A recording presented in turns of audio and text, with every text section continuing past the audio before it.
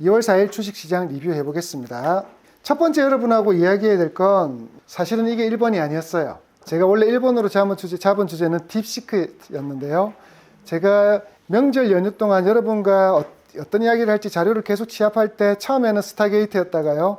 그 다음에는 딥시크였다가 또 지금 결국은 관세전쟁, 이 주제가 여러분하고 첫 번째로 할 이야기가 됐습니다.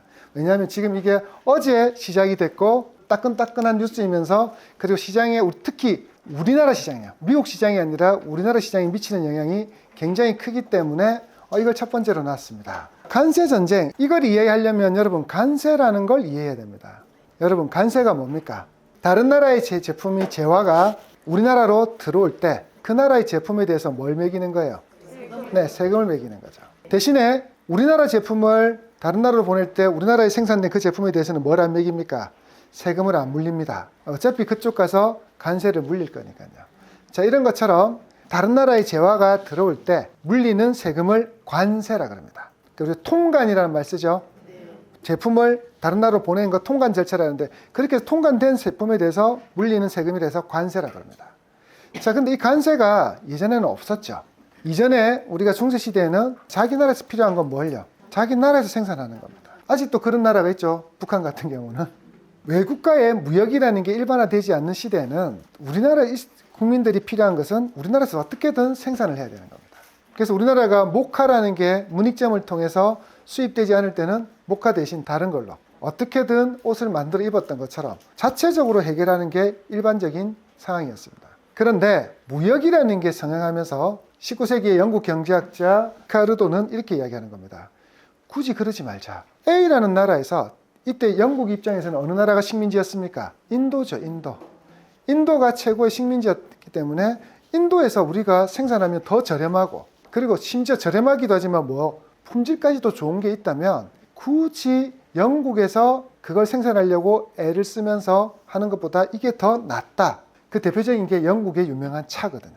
홍차를 굳이 영국에서 척박한 땅에서 재배를 하는 그 비용과 품질보다 인도에서 특히 인도 말고 어디?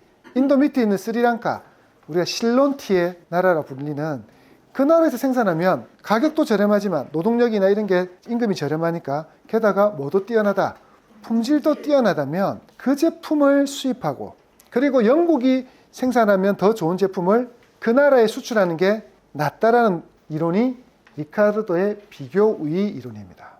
비교우위 이론이 받아들여지면서 그렇죠. 전 세계는 뭐가 활성화되냐면 무역이 활성화됩니다. 그리고 전 세계의 수출과 수입이 자유로워지고 그리고 그로 인해서 전 세계의 경제는 비약적으로 성장합니다. 우리나라에서는 제일 생산이 잘 되는 농산물 그리고 우리나라에서는 생산이 잘 되는 철광석 같은 원자재 이런 것들을 서로 교환하기 시작하고 자동차를 생산 잘하는 나라는 자동차를 생산하고 뭘로 바꿔오는 겁니까? 농산물과 바꿔온다지. 이런 부분들의 교역이 활성화되면서 어떤 나라는 중공업이 어떤 나라는 제조업이 어떤 나라는 서비스업, 농축산업이 발전할 수 있는 계기가 되는 거죠. 지금 또 그러한 이 비교 우위론을 바탕으로 무역이 활성화되면서 지금 또 각 나라별로 잘하는 특성화 산업들이 있는 거죠. 그래서 여러분이 이렇게 기억하잖아요. 스위스 하면 뭐예요? 시계, 금융. 이탈리아 하면요. 슈퍼카, 그리고 패션, 명품. 프랑스 하면 명품, 이런 걸 기대하고 중국 하면 뭘 기대합니까? 저가 상품이라든지 원재료, 그리고 호주는 와인, 그리고 철강석이나 석탄 같은 거죠. 자, 이런 것처럼 각 나라에서는 자신들이 잘하는 영역이 있고 그게 다른 나라보다 비교 우위에 있으면 그걸 교역을 하면서 성장하는 게 낫다라는 게 리카르도의 비교 우위 이론입니다. 그런데 처음에는 서로 그냥 막 주고받다가 야, 너무 싼 게 들어와가지고 우리나라의 그 기반 산업을 박살을 내더라. 그래서 약간은 좀 페널티를 주자. 그러면서 너무 저가에 들어온 건 아닌 것 같으니까 좀 세금을 적당하게 해서 우리나라 제품과 가격하고 비슷한 수준으로 만들어서 거래되게 하자라고 해서 시작한 게 관세입니다. 근데 이 관세가 갑자기 지금 왜 며칠 사이에 주목을 받냐고요? 트럼프가 자신이 대통령이 되면 미국과 거래하는 전 세계 국가에게 그냥 관세를 다 때려버리겠다. 버리겠다고 했거든요. 그러면서 보편 관세를 적용하겠다.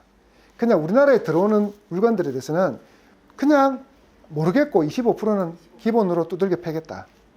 자, 그리고 특히나 그 중에서 어떤 나라? 미국의 최대 무역 적자국에게는 더 높은 관세를 적용하겠다라고 했습니다. 여러분이 지금 잘못 알고 있는 것 중에 하나가 미국에서는 무역을 하면서 대부분의 나라에서 흑자를 보고 있는데 적자를 보고 있는 몇 개 나라가 있다는 거죠. 그런데 여러분, 그 적자를 보고 있는 나라가 중국이라고는 생각은 했지만 멕시코, 캐나다, 베트남이라고는 생각해 봤습니까?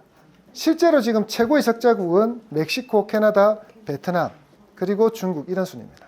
중국이 3, 4위 왔다 갔다 하는데요. 멕시코가 최대 적자국이라는 건 여러분이 좀 이해가 잘 안 될 겁니다. 멕시코는 미국보다 뭐 특별한 게 많아서 더 많이 비교 우위를 가져서 수출될 게 있을까요? 여기에는 여러분이 모르는 비밀이 있죠. 우리나라 기업이 많이 들어가서 멕시코는 어떤 나라와 미국과 국경을 인접하고 있죠. 자, 국경을 인접하고 있는 나라인데 인건비가 미국의 4분의 1 정도밖에 안 돼요. 자, 그러니 자동차를 생산할 때는 미국에서 생산하는 것보다 멕시코에서 생산해서 어떻게 미국으로 다시 수출을 하는 게 훨씬 더 저렴한 효과가 생기는 거죠. 자, 그래서 자동차뿐만 아니라 미국에서 소비되는 대부분의 맥주, 여러분 알고 있나요? 코로나도 멕시코 거잖아요.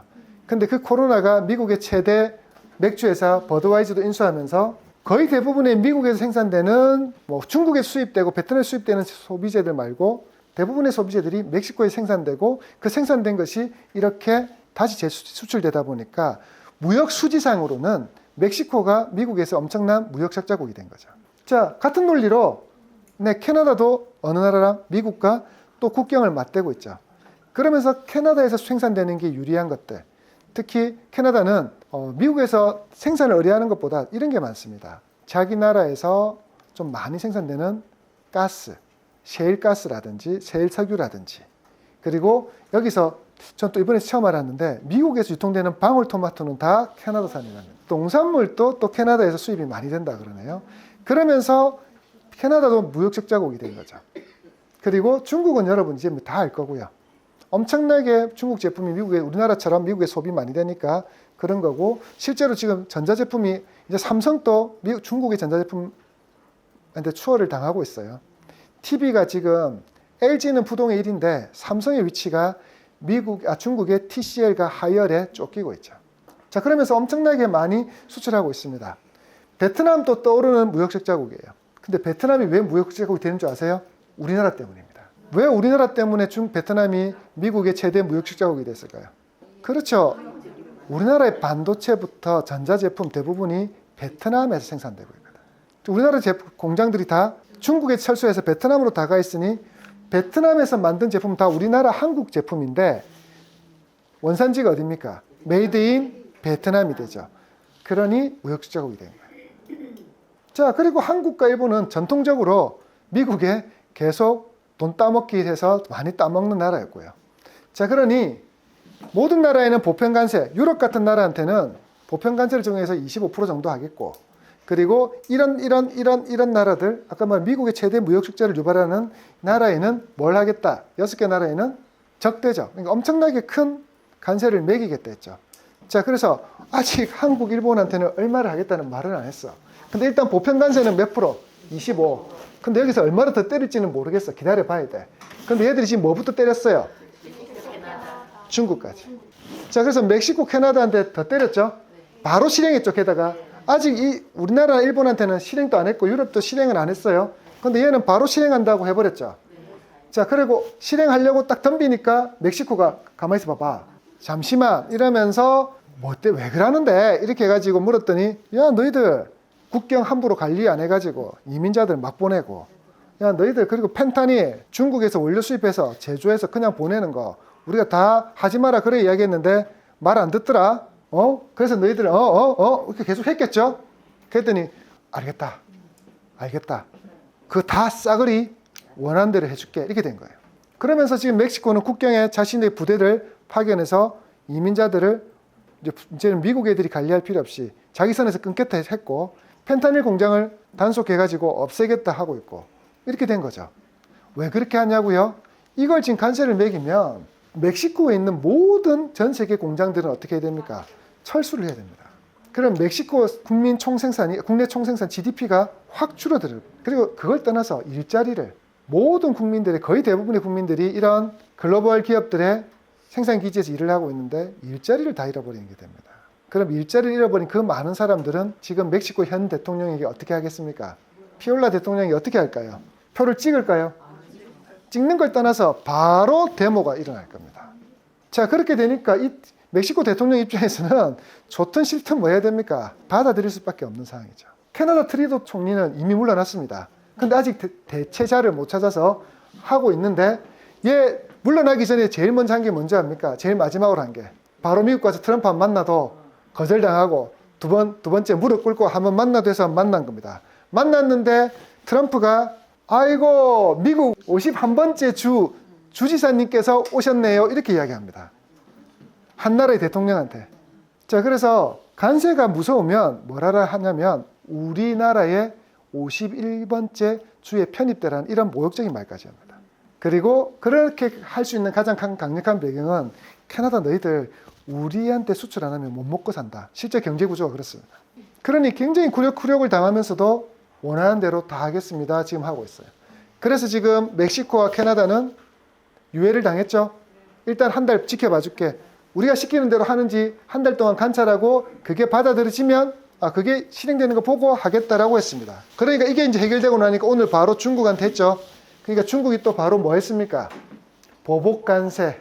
아이고 니만 관세하나. 우리도 할게. 자, 그래서 사실은 오늘 아침에 캐나다와 멕시코에 특히 멕시코는 어제 저녁에 그리고 캐나다는 오늘 새벽에 관세 한 달 유예를 한다 그랬거든요. 어제 관세 전쟁이 일어난다고 하면서 주가가 급락했잖아요. 우리나라 주지수가 60포인트 이상 떨어졌잖아요. 코스피 지수가. 미친 듯이 떨어졌는데 오늘 그거 한 달 유예했으니까 시장이 이렇게 받아들인 겁니다. 어제 떨어진 건 이런 겁니다. 야, 정말 미친 줄은 알았지만 그래도 하겠나 싶었는데 왜? 관세 전쟁을 한다는 건 이 나라만 안 좋은 게 아니라 미국에도 안 좋아요. 뒤에 설명하겠지만 그런데 진짜 해버리니까 어제 주가가 폭락해버린 겁니다. 우리나라는 왜 그렇게 크게 폭락했냐? 일본도 크게 폭락했죠. 왜? 수출 위주의 경제니까. 대한민국도 수출을 하지 않고는 못 사는 나라입니다. 특히 전체 수출의 대부분이 미국에서 이루어지고 있는 나라에서 미국 수출이 관세로 부과돼서 25% 부과되면 과연 현대차를 살까요? 비싸진 차를 살까요?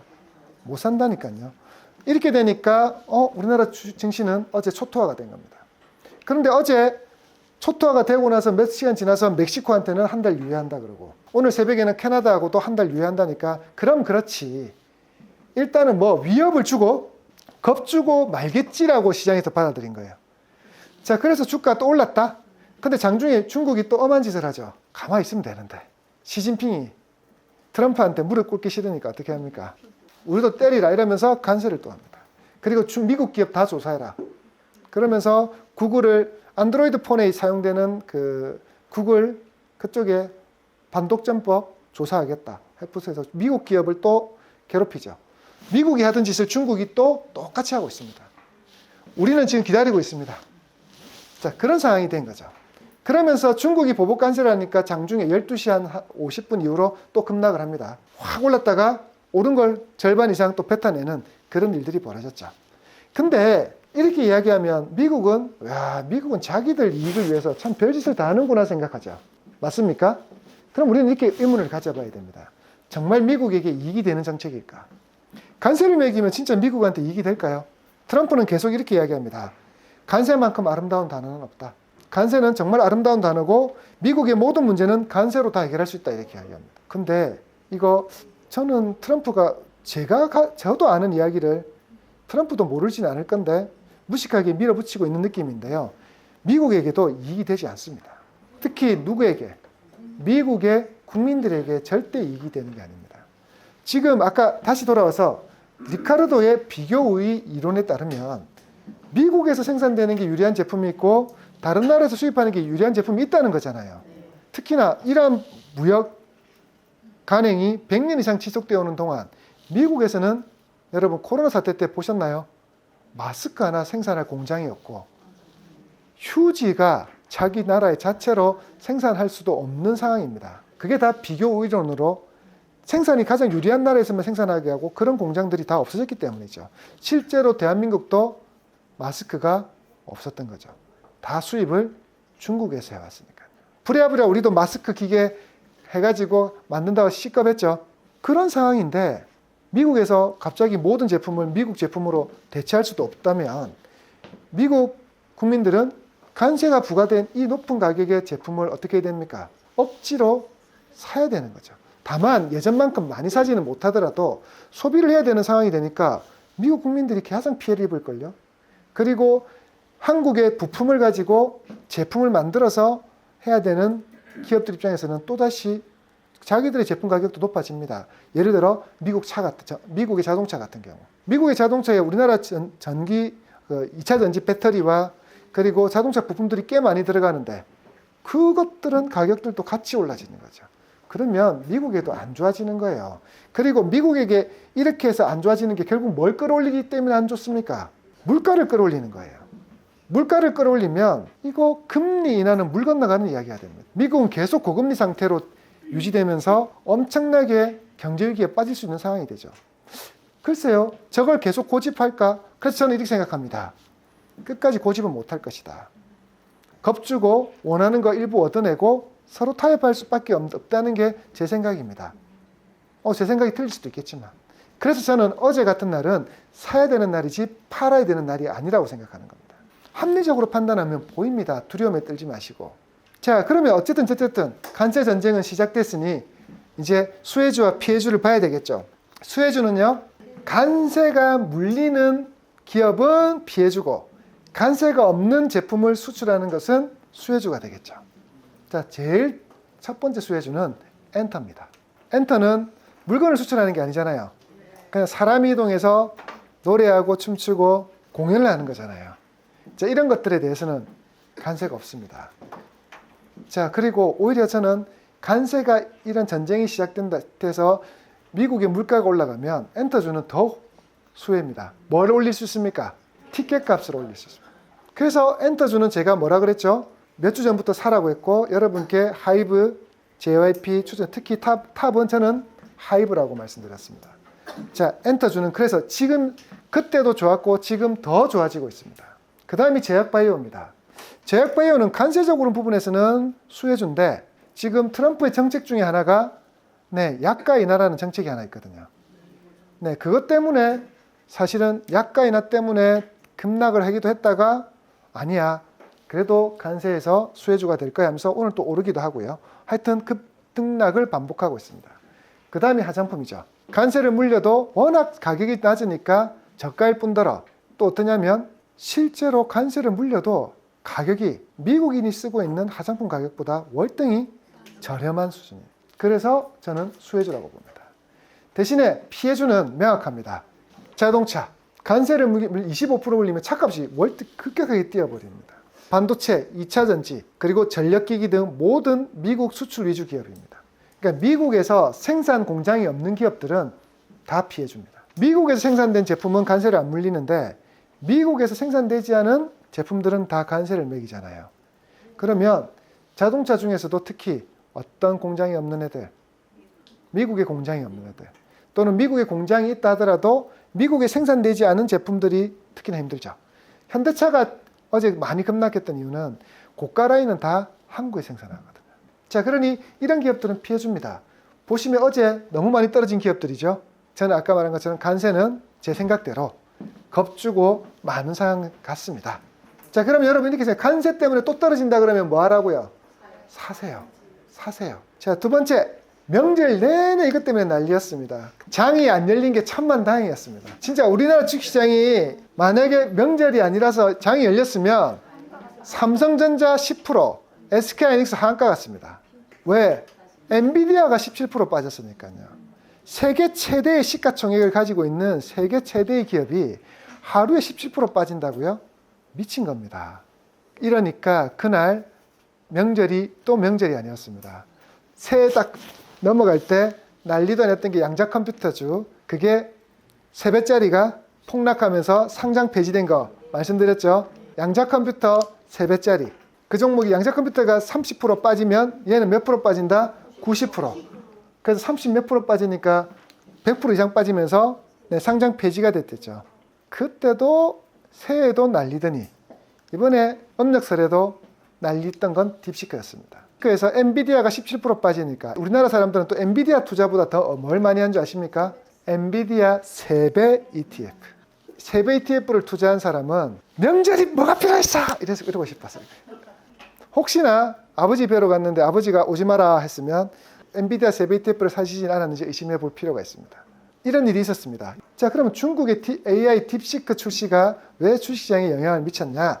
자, 우선 몇 분의 1?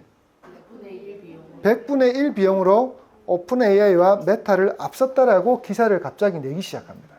자, 여기서 갑자기 내기 시작한다 이랬습니다. 자, 그리고 이로 인해서 AI 딥시크 등장 엔비디아 시총이 하루 만에 846조가 사라졌습니다. 이거 거의 우리나라 주식시장의 거의 절반에 해당되는 금액이 날아가 버립니다. 왜 그렇게 되냐고요?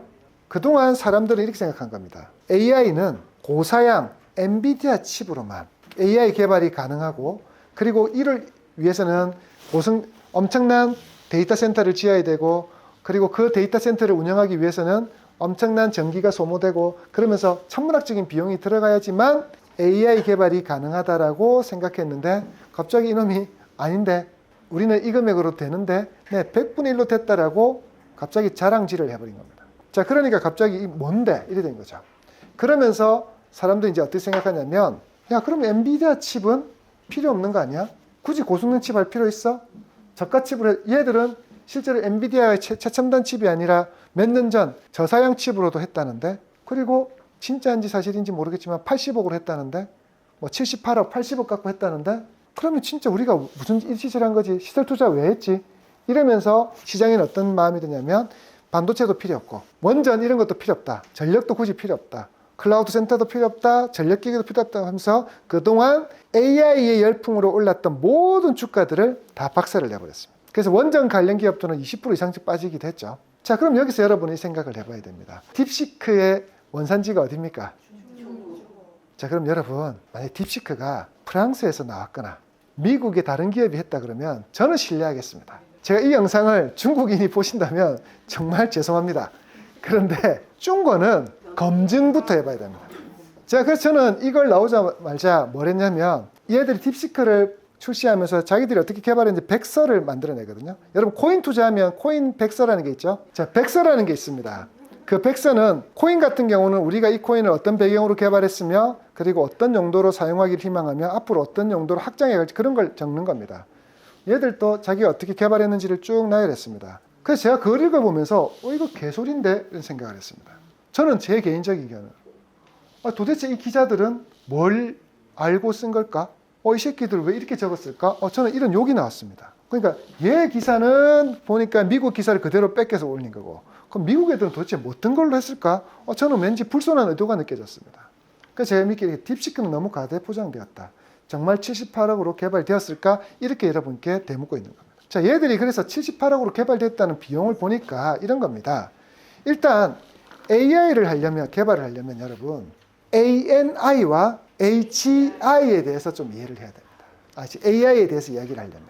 ANI는 Artificial Narrow Intelligence라 해가지고 아주 특정한 분야의 전문적인 AI입니다. 이게 가장 초창기 모델이 여러분 이세돌하고 바둑을 둔 알파고입니다.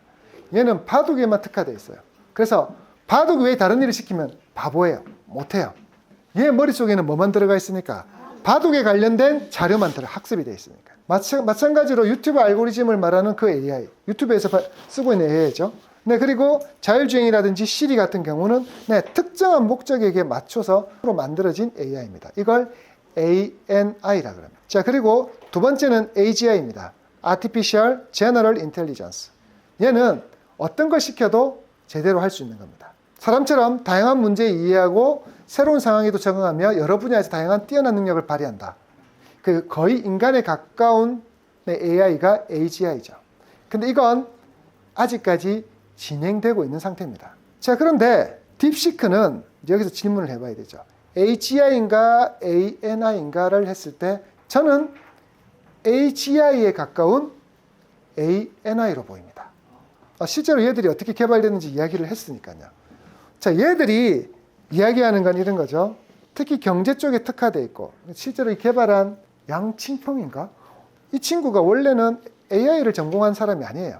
얘는 물론 컴퓨터 공학을 전공은 했지만 첫 번째 했던 것은 중국에서 컴퓨터 알고리즘을 이용해서 단타 매매를 아주 적극적으로 해서 엄청난 돈을 번 헤지펀드 운용자입니다. 자, 그런데 중국에서 중국 시진핑이 자본주의 뭐라고 할까요? 극단에 있는 것들을 다 죽여버리겠다 이러니까 저 더 이상 안 할게요. 그리고 이 돈을 가지고 AI 개발에 한번 뛰어들어 볼게 하니까 오케이 해서 AI 개발에 뛰어든 사람입니다. 자, 그렇게 AI를 뛰어들었는데 보니까 AGI는 아니라는 거죠. 그러면 얘가 뭘 학습했는가를 보니까 데이터가 거의 대부분이 중국 공상은행에 있는 경제 관련 그리고 금융 관련 이런 데이터와 그리고 중국 14억 인구가 쓰고 있는 위챗 그리고 텐센트의 알리바바의 또 거래 부분이라든지 이런 것들을 싹 다 학습한 거예요. 그걸 학습한 그쪽 분야에 특화되어 있는 저는 ANI로 보이는 거죠. 근데 만약에 자기들이 모든 것을 다 학습시킨 AGI라고 한다 그러면 저는 여기서 문제가 생기죠. 미국의 데이터를 어떻게 한 거예요? 공짜로 쓴 건 아닌가? 이런 생각이 드는 거죠. 자, 근데 제가 이 말을 왜 하냐고요? 이 78억이 현실적으로 불가능한 이유가 뭐냐면 여러분 AI를 개발하려 그러면 당연히 엔비디아 칩 같은 고성능 칩도 필요하고 데이터 센터도 필요하고 전력도 많이 필요해요. 그걸 차치하고라도 또 뭐가 필요하냐면 AI는 그냥 뚝 만들어내면 컴퓨터 형태로 만들어내면 얘가 AI가 되는 게 아니에요. 학습을 해야 돼요. 학습을 해야지만 AI가 되는 거예요. 근데 그 학습에 대한 되는 데이터가 가장 대표적으로 신문, 책, 논문, 기사들이죠. 근데 이거 다 소유자가 누구예요? 신문 기사는 신문사가, 책은 책의 저자들, 이런 사람들이라서 초창기는 아무도 AI의 존재를 모를 때는 그 데이터를 챗GPT가 쓰고 있다는 사실도 몰랐죠. 근데 챗GPT가 이렇게 학습을 했다라니까 갑자기 저작권자들이 우리 거 함부로 쓰지 말고 뭐 달라 그럽니까? 사용료를 내고 쓰라 그러죠.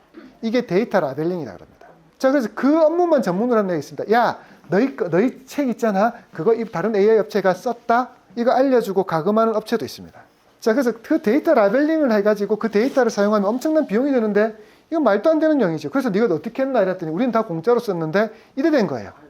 중국에서는 그 데이터를 다 공짜로 줬다는 거예요. 자, 그러면 이 비용으로 개발된다는 건 어느 나라에서만 가능한 거예요? 중국에서만. 야, 그리고 도대체 너희들 칩은 뭐 썼는데? 엔비디아 수출도 안 되는데. 우리 엔비디아 중에 가장 저사양 칩 썼고 그리고 거의 대부분은 하이웨이 칩을 썼어. 그러니까 또 이야기가 달라지는 거죠. 하이웨이 칩은 그럼 얼마에 샀는데 공짜로 받았는데? 그러니까 실제 비용은 엔비디아 저사양 칩 몇 개의 가격만 들어요. 그럼 하이웨이 칩은 만약에 네이버가 그걸 하겠다 그러면 하이웨이가 공짜로 줘요? 중국의 그 데이터는 공짜로 줘요? 안 준다니까요.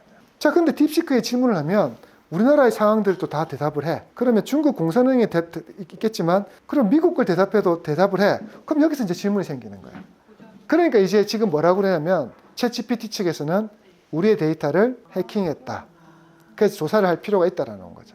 너희들이 지금 말하는 내용들은 우리 쪽이 가지고 있는 데이터인데 너희들이 우리한테 데이터를 공유 요청을 하지 않았으니 그럼 우리는 훔쳐간 걸로밖에 생각 안 하는데 한번 조사해 볼 필요 있다 이렇게 나오는 거고요.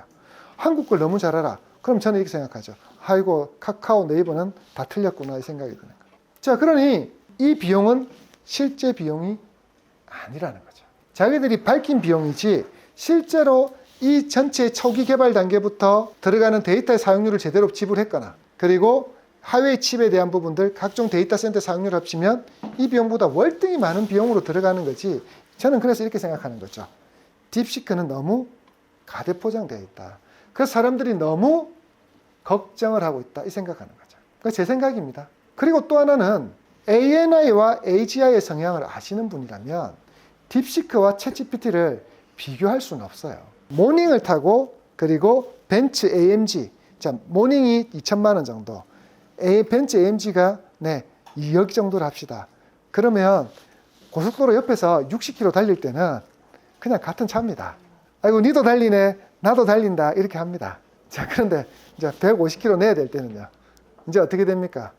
그때부터 이 차의 차값이 차이가 분명히 드러납니다. 자, 그래서 챗GPT가 비슷한 거 아니야? 딥시크랑 비슷한 거 아니야? 물론 지금 챗GPT가 여러분께 유료로 제공하는 것 중에서 가장 기본 서비스는 딥시크가 거의 비슷합니다. 그러나 챗GPT에서 상위 등급의 좀 비싼 요금료 내는 수준과 그리고 아직 챗GPT가 공개하지 않은 영역은 아직까지 딥시크가 따라왔다고 여러분 생각하시면 안 됩니다. 이건 무슨 뜻이냐면 아까 제가 말한 그 차에 비합니다. 같은 60km 달리는 차라도 차 60km 수준에서는 기능이 비슷해 보이지만 100km 넘어가고 150km 넘어가면 모닝은 엄청난 소리를 내고 터질 듯이 하고 150km는 내지도 못할 거며 근데 얘는 150km가 돼도 느긋하게 달릴 수 있을 겁니다. 이제 그 차이라고 저는 보는 거죠. 그러니 저는 이런 생각이 듭니다. 누군가가 불순한 의도로 흔히 말하는 엔비디아 숏을 쳤지 않았을까? 아니면 이렇게 동시다발적으로 아니 나도 읽고 해석하면 그냥 여러분 구글에다가 그 문서 찾아가지고 한글로 해석하면 나오는 이야기를 어떻게 이렇게 아무도 이의제기를 하지 않을까? 그리고 기자들은 바보도 아닐 텐데 왜 이걸 파고드는 사람이 없지? 싶을 정도입니다.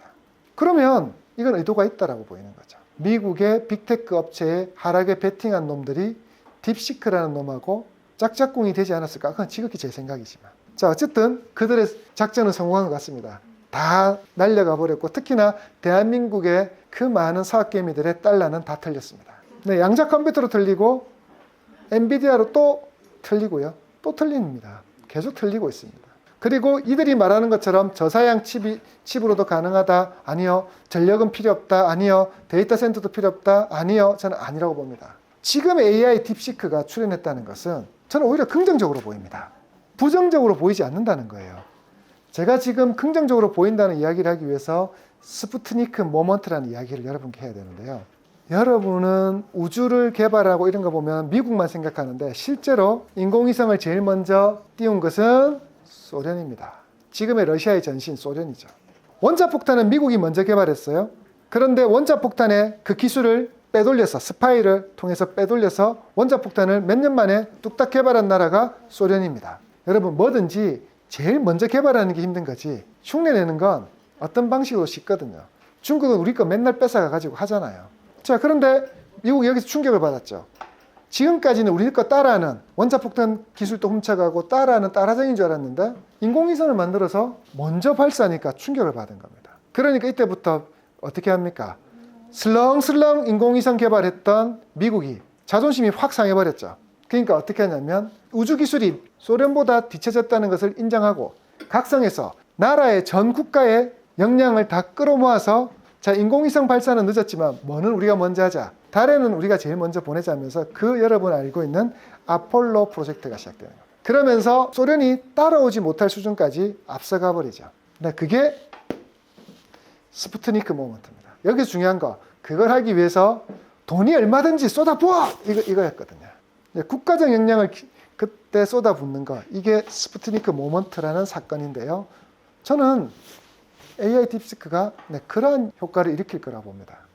자, 그동안은 AI 개발은 그래 돈 되니까 돈 되는 메타나 구글이나 그리고 마소가 투자한 챗GPT나 그런 해서 오픈 AI에서나 하는 걸로 생각했고 너희들 돈 버리니까 너희들이 알아서 이랬는데 이렇게 해서 중국이 국가적 차원에서 AI를 개발해서 치고 나오니까 이제 미국은 어떻게 됩니까? 야, 이거 중국에도 가만히 놔두면 안 되겠다 싶으니까 이제는 어떻게 할까요? 국가적 차원에서 역량을 투입해서 개발해야겠다라고 생각이 든 거죠. 그래서 사실 이거 나오기 전에 바로 며칠 전에 뭐가 나왔냐면 스타게이트 프로젝트. 이미 트럼프는 국가적 차원에서 역량으로 자기 임기 때는 AI 산업을 AI 대통령이 되겠다 했으니까. 심지어 트럼프는 인터뷰 때 이렇게 말합니다. 좋은 일이다. 그들의 말이 사실이라면. 그리고 우리나라가 더 열심히 해야 될 이유가 생겼다. 이렇게까지 이야기합니다. 자, 그러니 여러분 생각해 보십시오. 딥시크가 저비용으로 저만큼 할 수 있으니까 우리도 지금까지 생긴 거 다 때리 부수고 중국과 갖다 쓰자 할 거면 피해주가 맞습니다. 그렇게 할 거면 AI 수혜주를 했던 녀석들은 피해주가 됩니다. 여러분이 트럼프 대통령이라면 어떻게 할 건데요? 여러분이 미국인이라면 밟아야죠. 미국 애들이 이렇게 우리가 어떤 민족입니까? 이렇게 되는데요. 세계 최고가 돼야 되는데요. 특히 어떤 애한테는 치면 안 돼? 중국한테는 치면 안 돼. 우리나라는 이웃나라 일본하고 경기할 때 다리가 부러지더라도 그거랑 똑같아요. 자, 그러니 저는 오히려 앞으로 더 개발이 확장돼서 아닌데 너희들이 지금 피해주라고 말하는 기업들은 제 눈에는 수혜주로 보이는 거죠. 이래 말해도 여러분은 이해가 안 될 수도 있는데 저는 또 이게 생각이 났습니다. 재번서 역설이라는 걸 경제학 용어에서 또 있는데요. 이게 뭐냐면 우리가 모르는 길을 자꾸만 가다 보니까 그 길을 찾기 그 자기 원하는 데를 찾으려고 하니까 사람들이 어떻게 하더라? 많이 돌아다니더라. 여기 갔다가 저기 갔다가 너무 많이 헤매니까 뭐의 소비가 많아지더라? 기름의 소비가 너무 많아지더라. 그래서 기름값을 좀 줄여야겠다. 그러니 사람들이 헤매지 않고 바로 찾도록 내비게이션을 개발해서 내비게이션을 개발했습니다. 그래서 딱 내비게이션을 만들어냈더니 웬걸? 그것 때문에 기름의 사용량은 폭발적으로 늘어버렸습니다. 예전에는 모르는 데를 안 갔어요. 안 가서 차들이 가까운 데만 갔는데 멀리를 안 갔다고요. 사실 제가 영업할 때 너무 힘들었던 건 강원도에 가면 가긴 가야 되고 그럼 지도를 글쎄 예전에 운전하신 분 아시겠지만 차에 조수석 뒤편에 그 그물망에 지도책 2-3권은 있었거든요. 그러면 부산시 지도, 전국 지도 다 있거든요. 그걸 다 펼쳐놓고 도 갈 때마다 다른 장 펼쳐놓으면서 가야 돼요. 그러니까 엄두가 안 나는 일이에요. 아니면 실제로는 주변에 화물차 운전기사라도 이런 분께 어디로 가면 되는지를 미리 여기로 가서 메모해서 그거 들고 가야 돼요. 그러니까 안 간다고요, 멀리는. 그리고 멀리 갈 거면 버스 타고 기차 타는 거죠. 그런데 내비가 개발 이렇게 딱 되고 나니까 이제는 어떻게 돼요? 아무나 가는 게 됐죠. 그러니까 기름은 더 많이 사용됐다는 거죠. 그러면 여러분 이렇게 생각해야 되는 거예요. 사실 지금 오픈 AI가 챗GPT를 만들 때는 쓰는 사람 여기 몇 분 계세요? 비용 있는 걸 쓰시는 분 대부분이 안 써요. 자, 그런데 무료로 쓰는 거 딥시크가 무료로 지금 배포돼 있잖아요. 그럼 사람들이 이제 뭘 많이 쓴다는 거예요? 안 쓰던 사람도 AI를 공짜로 근데 기능은 유료 버전하고 똑같아?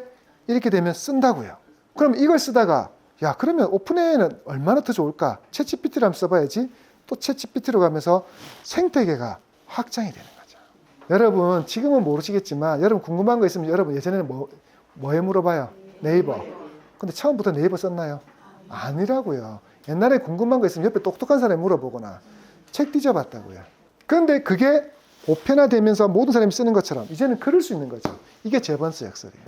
그러면 저는 지금은 소수의 사람이 쓰는 이 AI가 전 세계 사람이 다 쓰게 되는 계기가 된다고 생각하거든요. 그러면 뭐가 더 필요해요? 더 많은 데이터 센터와 더 많은 칩과 더 많은 전력기기가 필요한 거죠.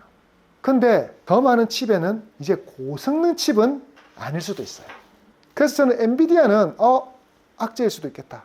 그러나 그 외의 기업들은 나는 오히려 더 호재가 될 것 같은 거예요. 왜냐하면 너도 나도 우리도 AI 만들자. 우리도 AI 만들자 할 거니까요. 자, 그래서 저는 수혜주를 이렇게 봅니다. 자, 이거 지금 현재 수혜주는 미국 이야기입니다. 미국 주식의 수혜주는 미국의 소프트웨어 기업들, 그리고 스노우플레이크 같은, 아마존 같은, 마소 같은 클라우드 서비스 기업들. 그 다음에 망고DB라고 있습니다. 이름에서 느껴지죠? 뭐 하는 겁니까? 데이터베이스 가지고 있는 회사. 인공지능을 너도 개발하려고 하면 뭘 써야 된다고? 데이터. 그 DB를 많이 가면 망고DB. 그리고 메타와 애플 같이 자기들도 지금 인공지능 만든다 했잖아요. 얘들이 더 개발이 수월해지는 거죠. 후발주자인데. 그래서 이런 애들이 수혜주라고 봅니다. 아니나 다를까 메타는 오히려 계속 올라가고 있습니다. 자, 그리고 피해주는 당연히 이거겠죠. 엔비디아, 마이크론 테크놀로지, TSMC, 브로드컴, 뉴스케일 파워, 버노버 같은 이런 기업들. 아까 제가 말씀드린. 근데 이제 엄밀하게 보면 이거는 아닌 것 같아. 이 두 개는. 미국에서도 원전과 전력기기는 더 필요할 것 같은 느낌이에요. 자, 그래서 최대 피해주는 저는 엔비디아 같다. 그리고 엔비디아의 HBM을 공급하는 마이크론 테크놀로지, 우리나라의 SK하이닉스, 그리고 TSMC, 엔비디아 칩을 위탁 생산하는 TSMC 같은 이런 기업들은 지옥을 맛보겠죠. 왜? 고사양까지는 이제 더 이상은 필요 없겠다. 그동안 엔비디아의 장점은 뭐였냐면, 우리 칩 말고는 너희들 개발 안 되잖아. 선택지 없잖아. 하나에 100만 달러 내놔. 지난해에는 50만 달러 했는데 100%나 인상해? 안 그러면 쓰지 마라. 네가 안 산다면 뒤에 줄 서 있는 애가 너무 많다. 이거였거든요. 이제 그게 안 되는 상황이 될 수 있어서 그것도 지켜봐야겠지만 될 수 있었습니다. 실제로 엔비디아 칩이 더 고사양이 필요할지도 모르겠지만 그래서 현재로는 피해주가 맞는 것 같습니다. 자, 그러면 이 딥시크의 한국 주식의 영향은 뭘까? 일단은 딥시크 사태가 생기면서 반도체주는 폭락을, 그러니까 AI 반도체 관련된 기업은 폭락을 거쳤습니다. 근데 그날에 갑자기 싹 뜨는 게 네이버하고 카카오가 급등을 합니다. 자, 이렇게 하는 이유가 네이버는 클로버X라는 자체 AI가 있죠. 그 자체 AI가 챗GPT에 밀려서 사용이 잘 안 되고 있었는데 이렇게 되니까 딥시크도 가능하면 네이버의 하이퍼클로바도 충분히 먹힐 수 있겠다라는 시장의 반응이 나온 거죠. 그리고 카카오는 아직까지 개발 중이고 물론 시제품은 보여주긴 했지만 많이 쓰이진 않는데 카카오도 그러면 그렇게 어렵지 않겠다라는 판단이 들면서 이 두 기업이 급등합니다. 그리고 AI 관련 소프트웨어 관련 기업들이 뜨죠. 솔트룩스라든지 이런 기업들이 막 뜨기 시작하죠. 자, 그리고 희한한 기업이 뜹니다. 딥시크가 어느 나라 기업이죠? 중국. 근데 딥시크가 중국 반도체를 썼댔죠. 그러니까 갑자기 중국의 반도체 장비라든지 반도체 부품을 납품하는 회사들이 또 뜹니다. 피델릭스라든지 NK전자라든지 아까 말씀하신 NK전자라든지 GRT라든지 이런 기업들이 뭐 상한가를 두 번 가기도 합니다. 자, 그런데 그거 다 테마일 것 같고요. 저는 이렇게 질문하고 싶습니다. 딥시크의 등장은 과연 한국 AI 기업에게 희망일까라고요. 이렇게 질문하는 거 보니까 저는 아니라고 생각하는 것 같죠? 아닙니다. 여러분, 저는 이것이 네이버한테 큰일 났다고 생각합니다. 제가 네이버에 갖고 있는 관점을 바꿔야 되나 이 생각이 듭니다. 왜냐하면 그나마 네이버가 가지고 있던 AGI보다는 ANI에 가까운 이게 그래도 미국, 중국 말고 AI를 개발한 회사가 없다니까요. 그나마 최근에 프랑스가 엄청나게 열심히 개발하고 있는데 그 프랑스의 AI 산업을 주도하는 것도 네이버입니다. 네이버 랩스들이 다 가가지고 지금 하고 있죠. 이혜진 의장은 거기 가 살고 있어요. 자, 그런데 이 네이버가 그동안 좀 비빌 볼만한 이 영역마저도 누가 침입한 거예요? 딥시크가 무료로 풀어버리면 그럼 한국의 클로버엑스는 누가 쓸까라는 거죠. 게다가 딥시크는 오픈소스를 풀었어요. 이건 뭐냐면 개발자들한테 우리가 이렇게 개발했으니까 너희들도 여기서 응용해서 사용해라고 다 풀어봐 버렸어요. 그러면 여러분 주가가 이게 오르면 안 돼요. 냉정히 따지면 이거는 피해주예요. 근데 주식시장은 정확한 이걸 구분하지 않고 일단은 단타를 치기 위해서 네이버, 카카오, 플리토, 코난 테크놀로지, 인스웨이브 시스템, 솔트룩스, NK전자, 피델리티, GRT 같은 특히 이런 기업은 이전에 AI 이야기하면서 급등했던 놈이죠. 한번. 이런 놈들이 뜨기 시작합니다. 그리고 아까 중국의 반도체 수출하는 이런 회사들이 뜨기 시작했고요. 근데 저는 제 관점은 다릅니다. 이거 사면 안 돼요. 이제 이런 기업들은 경쟁력이 저는 없다고 봅니다. 얘들이 하겠다는 게 기업들의 특화된 ANI, 솔트룩스가 하겠다는 게 그런 거잖아요. 너희 기업에 이러이러한 인공지능이 필요하지 않아? 우리가 개발해 줄게. 우리의 언어로. 근데 그게 다 이제는 기업들이 어떻게 하면 됩니까? 괜찮아. 우리가 딥시크를 가지고 변형해서 쓸게. 이렇게 되어버릴 것 같아요. 그럼 저는 이게 피해주라고 보죠. 그래서 저는 이 종목 건드리면 안 된다고 봅니다. 오히려 이런 기업들은 마치 우리 중국의 디스플레이 있죠. LCD가 중국에 잠식당한 것처럼 저는 이거는 답이 없다고 봅니다. 또 피해주는 반도체, 원전, 전력기기 관련주로서 이거 급락했죠. 저는 오히려 이게 수혜주라고 봅니다. 시장은 이렇게 판단했지만 네 번째 여러분하고 이야기해야 될 이야기는 미국을 다시 위대하게라는 슬로건으로 시작할 AI 프로젝트 스타게이트입니다.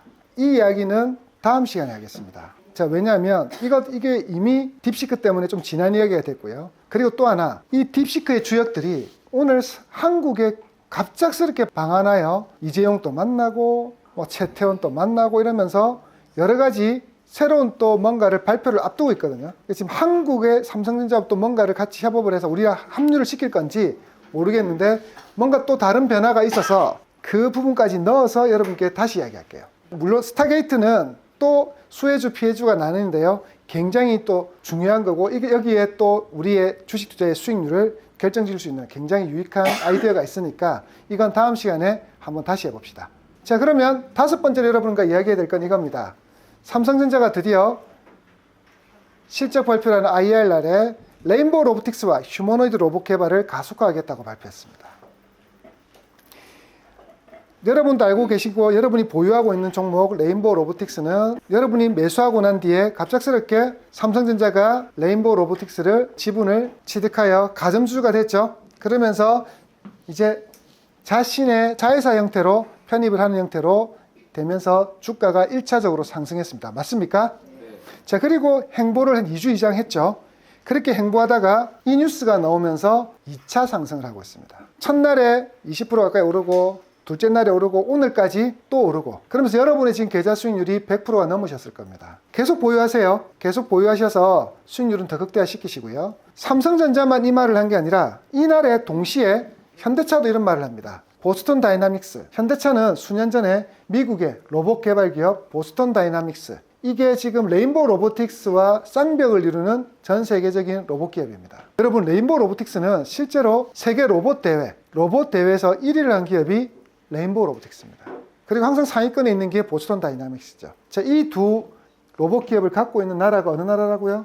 우리나라. 삼성전자가 레인보우 로보틱스와 협업해서 휴머노이드 로봇 개발을 가속하게 했고 인간에 근접한 로봇을 만들어내겠다 했습니다. 자, 그런데 현대차도 이런 말을 했습니다. 우리는 보스턴 다이나믹스를 통해서 아트라스 휴머노이드 로봇을 만들 것이고 그걸 우리 현대차 공장에 투입해서 이제는 로봇이 일하게 만들겠다. 지금까지 로봇은 로봇팔입니다. 산업용 로봇. 근데 이제 진짜 움직이는, 근데 영상을 보면 보스턴 다이나믹스가 제공한 영상을 보면 진짜 로봇이 무거운 철근을 빼고 집어넣고 하는 영상이 나옵니다. 이동하면서. 이게 진짜 이게 나 지금 CG인가 이렇게 생각했는데 실제랍니다. 시범을 그 정도까지 하고 있답니다. 자, 그러니 이걸 몇 년 안에 3년에서 5년 안에 적용을 해서 시제품으로 만드는 건 3년 5년 안에 양산해서 팔겠다는 겁니다. 이제 지금은 우리 회사에만 적용한 로봇을 만들 건데 앞으로 다른 회사도 쓸 수 있도록 뭐 하겠다? 양산하겠다고 발표했습니다. 그리고 LG전자는 베어 로보틱스를 인수했죠. 이 한국인이 사장인 회사인데요. 미국에 있습니다. 미국의 베어 로보틱스라는 회사는 산업용 로봇이나 아니면 휴머노이드 로봇을 만드는 회사가 아니고요. 식당에 가면 서빙하는 로봇 있죠. 그게 다 원조가 베어 로보틱스 제품입니다. 근데 그걸 흉내낸 중국 저가 제품들이 시장에 많이 나와 있긴 하죠. 자, 그런데 이걸 동시다발적으로 발표를 하니까 로봇주들이 제가 예상해 드리는 것처럼 2차 상승이 나타난 겁니다. 로봇이 이제 다시 상승하니까 이게 파동이 끝이 아니다. 또 계속 뉴스는 나올 거라고 말씀드린 게 나오고 있습니다. 그래서 레인보우 로보틱스가 급등했고 로보티즈와 LG전자가 지분을 가지고 있는 로봇 기업들 두 개 또 급등을 합니다. 로보스타, 엔젤 로보틱스가 급등을 합니다. 그래서 저는 이렇게 보죠. 로봇 기업이 이제부터는 2003년도 여름에 상승했던 것은 기대감. 기대감으로 2년 전에 급등했다면 25년도에 지금 로봇의 주가 상승은 이제 실적 가시감이죠. 제가 여러분께 항상 말씀드리죠. 메가 트렌드가 되는 산업들, 그리고 그 메가 트렌드가 되는 산업들의 주가는 첫 번째는 기대감으로 급등, 두 번째는 실적 가시화로 급등, 세 번째는 뭡니까? 실적의 폭발적인 실적 증대로 세 번째 급등한다 했습니다. 맞나요? 네. 2차 전지가 지난 2023년 여름에 로봇 기업하고 같이 올랐을 때 그때는 실적 가시화였고요. 근데 지금은 이제 로봇이 실적 가시화인 거예요. 자, 그래서 레인보우 로보틱스, SPG, RS 오토메이션, SPB테크. 자, 특히 레인보우 로보틱스에 들어가는 감속기는 SPG, 액추에이터는 RS 오토메이션이니까 이 세 개는 세트입니다. SPB테크는 지도 감속기 한다고 깜짝거리는데 저는 별로 추천 안 하고 싶습니다. LG전자의 로봇 관련 기업은 로보티즈, 로보스타, 엔젤 로보틱스입니다. 이런 기업들이 뜨고 있습니다. 자, 그럼 지금 사도 되냐고요? 아니요. 지금 왜 사면 안 되는지 좀 더 이야기하겠습니다. 여섯 번째로 이야기해야 될 것은 미국의 금리 전망입니다. 여러분이 모르는 사이에 일본 중앙은행은 0.5% 기준금리를 인상했습니다. 인하가 아닙니다. 인상을 했습니다. 일본은 지금 물가가 너무 가파르게 오르고 있어서 물가를 잡기 위해서 금리를 인상해야 됩니다. 그래서 전 세계적으로 다 금리 인하 분위기인데 일본만 금리 인상을 하고 있습니다. 자, 금리 인상을 또 하니까 뭐가 생깁니까? 또 엔화 가치가 또 떨어지면서 자, 여러분은 이제 일본 여행을 하기가 또 좋아졌습니다. 지난번에 이 금리 인상할 때는 지난 8월 달에 난리도 아니었죠. 엔캐리 트레이드 생기면서 대한민국 주식시장 완전히 박살이 나버렸는데 지금은 그때는 기습적으로 했고 지금은 할 거라고 알고 있었기 때문에 큰 여파는 없었습니다. 자, 그리고 캐나다 중앙은행은 기준금리를 또 낮췄습니다. 0.25% 낮춰서 6개월 연속 금리를 낮춰서 드디어 3%대로 떨어졌습니다. 5%가 넘던 걸 3%까지 6개월 동안 낮춰버렸습니다. 캐나다는 반대로 미국의 관세에 대한 부분들 이런 것들에 대응하기 위해서는 경제를 좀 살리기 위해서는 금리를 인하해야 된다고 생각했나 봅니다. 자, 그런데 그럼 이제 중요해지는 건 뭡니까? 미국이죠. 미국은 금리 인하를 지금 하려고 합니다. 특히 트럼프는 파월한테 금리 인하를 요구할 것이라고 했습니다. 그랬더니 또 파월은 이번에 FOMC에서 난 그렇게 요청받은 적이 없다. 자, 이렇게 또 이야기해버리죠. 자, 그러면서 금리 인하를 그러면 나는 요청받은 적도 없고 지금은 금리 인하를 할 상황이 아니라고 이야기했습니다. 자, 미국은 지금 금리 인하를 해야 될 상황이 되어 있거든요. 왜? 시중의 부동산에 대한 대출이자의 부담들이 그리고 기업들의 대출이자의 부담들이 너무 높아지고 있고 게다가 지금 완전 고용에 가까운 경제를 조금 진정시키기 위해서는 금리 인하를 조금은 해줄 필요도 있습니다. 그런데 파월은 이렇게 이야기하죠. 금리 인하를 할 상황은 아닌 것 같다. 물론 주택의 렌탈료는 떨어지고 석유 가격도 안정화되어 있지만 앞으로 관세 전쟁을 트럼프의 정책대로 전쟁을 해야 될 상황이라면 물가 인상을 야기할 수 있고 그로 인해서 오히려 금리 인하는 독이 될 수 있다고 이야기합니다. 자, 거기에 대해서 레리 핑크 굉장히 유명한 사람입니다. 핑크 속옷을 만드는 사람이 아니라 전 세계에서 가장 큰 사모펀드를 운영하는 블랙록의 레리 핑크는 전 세계에서 가장 큰 사모펀드를 운영한다니까. 그러니까 전 세계에서 제일 큰 돈을 굴리는 사람. 그러니까 돈에 대해서는 이 사람이 어떻게 보면 워렌 버핏보다는 더 영향력이 있는 사람입니다. 이 사람이 아니다. 지금은 금리 인하를 할 때가 아니라 금리 인상을 해야 된다. 이렇게까지 이야기를 합니다. 아까 같은 저와 같은 이야기로. 자, 그래서 저는 이렇게 생각하죠. 관세 전쟁을 하겠다고 하면서 지는 또 트럼프는 관세 전쟁을 하겠다면서 금리 인하를 요구하고 있다는 건 저는 트럼프가 자신이 하고 있는 두 정책 자체를 모순된 정책을 같이 하겠다는 거예요. 이거는 말이 안 되는 겁니다. 만약에 트럼프가 관세 전쟁을 한다면 뭐가 올라간댔죠? 미국의 물가가 올라간다고, 제품 가격들이. 그럼 물가가 인상된다면 금리를 인상을 시켜서 물가를 낮추게 해야 되는 상황이 돼야지 금리 인하를 하면 독약이 된다니까. 그러면 트럼프는 금리 인하를 하고 싶으면 뭘 안 해야 됩니까? 관세를 인상을 하면 안 되죠. 그러니 저는 이게 금리 인상을 하면 미국은 죽음으로 가는 길이라고 봅니다. 그래서 저는 또 이렇게 말합니다. 대한민국도 금리 인하를 못한다. 앞으로 금리는 저는 더 오를 수밖에 없다고 봅니다. 관세 전쟁이 격화되면 제품 가격이 올라서 물가를 잡기 위해서 경제가 지금 안 좋아서 우리나라 입장에서는 금리 인하를 해야 되는데 미국이 저렇게 금리 인하를 못하는 상황이 되면 우리나라만 못한다니까요. 그러면 우리나라에 외화 유출이 생기거든요. 이건 나중에 차후에 다시 한번 또 이야기하기로 하고요. 자, 그래서 여러분이 기다리는 이야기를 해야 되죠.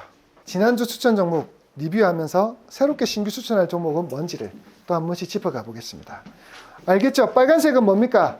아니요, 수익 실현. 파란색은 손절입니다. 자, 우선 화장품주 APR 아모레퍼시픽은 계속 보유하겠습니다. 그리고 조선주는 이미 매도하셨죠? 자, 조선주 HD 한국조선해양, HD 현대중공업, 삼강밴드 제가 추천한 종목은 매도입니다.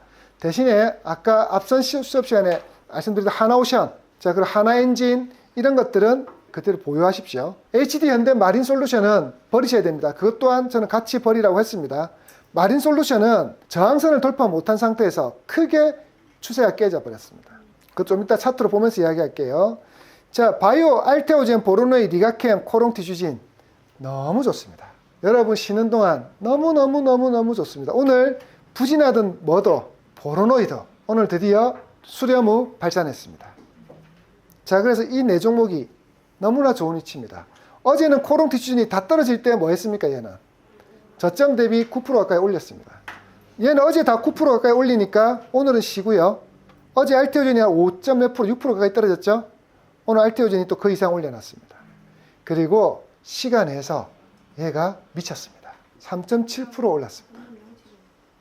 이 시가총액 1위 종목이 시간에서 오른다는 건 굉장히 엄청난 힘이 들어오고 있다는 겁니다. 삼양식품 좀 밀리긴 했지만 길게 보고 가져가겠습니다. 재건주 이게 문제입니다. 자, 이 이야기를 좀 해야 되는데요. 차트적으로 보면 이건 손절입니다. 자, 근데 얘가 왜 안 가냐고요? 트럼프가 푸틴을 만난다는데 안 만나요. 푸틴 만나서 뭐 하겠다 했습니까? 네, 종전을 바로 이야기하겠다. 푸틴은 내 말을 잘 듣는다. 이러면서 했는데 푸틴을 안 만나러 가고 있어요. 그러면서 저희들은 이렇게 생각했죠. 연휴 동안에 분명히 만날 것이다 했는데 안 만났어. 그래서 지금 실망 매물이 엄청 나오고 있습니다. 자, 그래서 이렇게 말씀드리겠습니다. 이 종목을 나는 차트적인 관점에서 봤다 생각하시는 분은 손절하셔야 됩니다. 손절도 금액은 크게 크지는 않을 겁니다. 자, 그런데 수익이 좀 맞다가 떨어지니까 좀 아쉽긴 하죠. 자, 그런데 아니야. 결국 러시아와 우크라이나는 종전을 할 수밖에 없고 그리고 재건을 해야 되고 오늘 또 여러분 조선일보 일면에 보면 재건에 대한 이야기가 나왔죠. 네, 그렇기 때문에 재건이 분명히 필요할 거라서 아니 난 좀 그러면 조금 손실을 더 감수하더라도 좀 더 길게 보고 가져가 볼래 라고 하시면 보유하셔도 됩니다. 그래서 이 종목에 대해서는 자신이 매수했던 이유와 스타일에 따라서 판단하십시오. 매수할 겁니까? 보유하실 겁니까? 그럼 그런 말 나올 줄 알았습니다. 손절을 좀 하세요. 손절을 좀. 뭐 떨어지면 다 보유하고 오르면 다 팔고 싶고. 자, 일단 그런 관점으로 저는 생각합니다. 그래서 SY 스틸텍이 특히나 차트가 좀 많이 무너졌는데 어쨌든 이렇게 이 관점으로 보고 대응을 하셔야 됩니다. 아셨습니까? 자, 그리고 작년 12월 3일 첫째 주에 했던 BHI 글로벌 텍스 프리 중에서 BHI는 익절 맞죠? 네. 이미 하셨죠? 네. 안 하신 분 또 그대로 하십시오. 그 다음에 2월 24일, 12월 10일에 추천했던 종목은 다 익절하고 손절하고 다 했고 하나 남았죠? 카페24. 이건 오래전부터 추천했고 12월 10일 날 다시 추천했습니다. 12월 10일 날 다시 추천했습니다. 맞습니까? 얘가 어떻게 했습니까? 이틀 동안. 얘가 미쳤죠? 얘가 미쳤죠? 카페24. 12월 10, 며칠? 10일. 50% 딱 50%. 네, 딱 50% 수익 났네요. 더 가져가십시오. 더 가져가셔야 됩니다. 아직까지 보유 중이신 분은 그대로 가져가시고요. 혹시나 지금 익절하신 분은 네, 나중에 눌림목에 다시 공략을 노리셔도 될 겁니다. 이게 어떻게 보면 AI의 최대 수혜주도 될 수 있습니다. 되셨나요? 자, 카페24 그대로 들고 갑니다. 자, 레인보우 로보틱스 12월 17일. 뭐 이건 앞서도 말씀드린 것처럼 가져가야겠습니까? 팔아야겠습니까? 레인보우 로보틱스는 로봇에 대한 부분은 여전히 시작되고 있습니다. 얘도 12월 요때 추천했네요. 그죠? 자, 지금 12만원대, 13만원대 추천해서 지금 2배가 넘었습니다. 12월 17일. 자, 보입니까? 요때입니다. 사셨으면 13만원대, 12만 7천원에 사셨습니다. 네, 한 달 반에 100%가 넘었습니다. 지금 한 달 반에 거의 200% 가까운 수익이 나고 있습니다. 뭐 작전주, 테마주도 아닙니다. 굉장히 우량주입니다. 시총이 높은 우량주예요. 잘 가고 있습니다.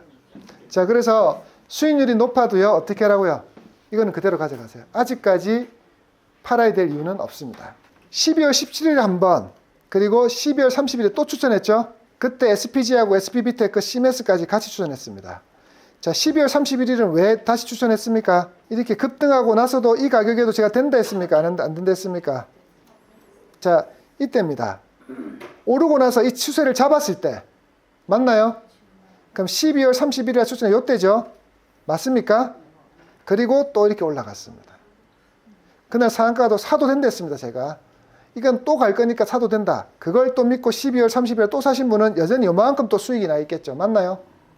근데 여러분이 요때는 안 사고 대부분 상한가 가는 거 보고 눈이 뒤집혀가지고 이때 그래도 김종비 팀장이 사도 된다니까 요때 사셨겠죠. 그럼 수익률이 지금 50%에서 60% 선이 될 겁니다. 맞습니까? 자, 일찍 사셨어야 됐어요. SPG, SBB테크, CMS 다 그대로 보유하겠습니다. 자, 특히 대체제로 SPG를 하신 분이 있는데 레인보우 대신에 대체제로 SPG 못 버텨서 파셨죠. 분명히 못 버텨서 또 팔았을 겁니다. 자, 그렇게 수익 실현을 그대로 이것도 그대로 가져가십시오. 아까 말씀드린 레인보우 같으면 SPG는 같이 갈 수밖에 없어요. SPG의 감속기, 그러니까 레인보우에 가장 많은 비용을 차지하는 부품을 납품하는 회사가 SPG입니다. 자, 그러니 일단은 믿고 한번 대신에 역시 근데 1등주, 2등 중에서 뭐 사야 됩니까? 네, 역시 비싸도 1등주를 사야 되는 게 여기에 있습니다. 마린솔루션은 매도하라 했고요. 파마리서치 그대로 들고 가겠습니다. 자, 비슷한 기업으로 파마리서치, 원텍, 그리고 클래시스 추천했는데 미용기기는 여전히 좋습니다. 가져가시고요. 한올 바이오파마, 유한양행 그대로 가져가겠습니다. 자, 그 다음 SK하이닉스, 하나마이크론, 테크윙 손절하겠습니다. SK하이닉스하고 하나마이크론 앞서 시간에 말씀드렸죠. SK하이닉스 네, 딥시크 사태 네, 이 여파로 차트와 모든 모멘텀이 깨져버렸습니다. 손절하겠습니다.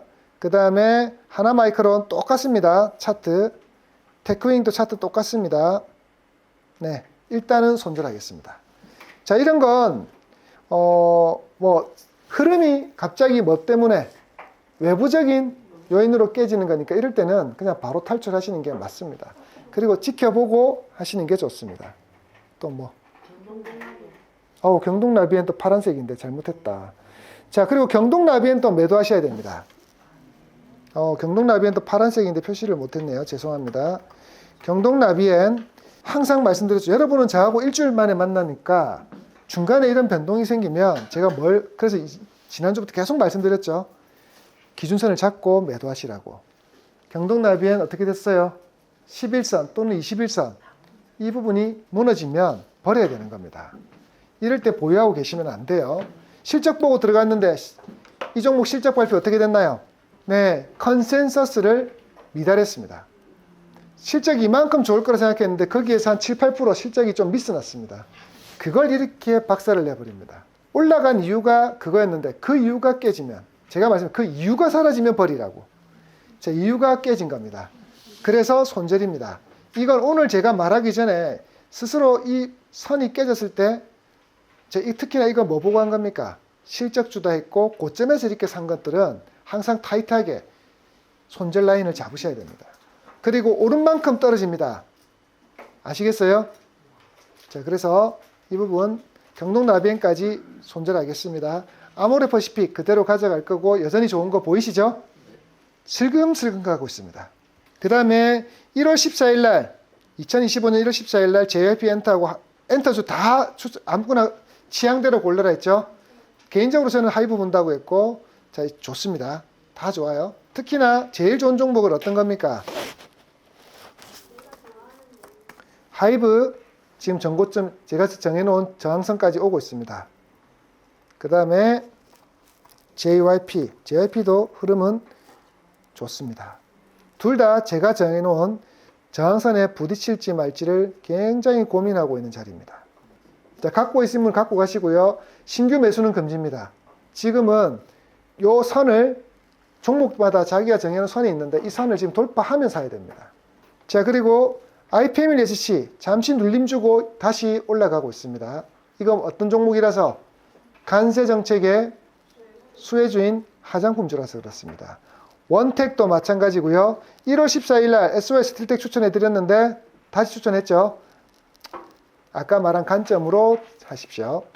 자, 그리고 1월 21일 우리 지난 수업이죠. 비보존, 알테오젠, 글로벌 텍스프리, 에코프로 BM, 그리고 여기 뒤에 몇 가지 격가지로 LS 일렉트릭, 하나엔진 이야기했습니다. 기억나시나요? 자, 비보존, 알테오젠, 글로벌 텍스프리, 에코프로 BM 다 보유입니다. 특히 1월 21일 날 이 수업 듣고 알테오젠 사신 분 수익 축하드립니다. 이날부터 급등한 거 알고 계시나요?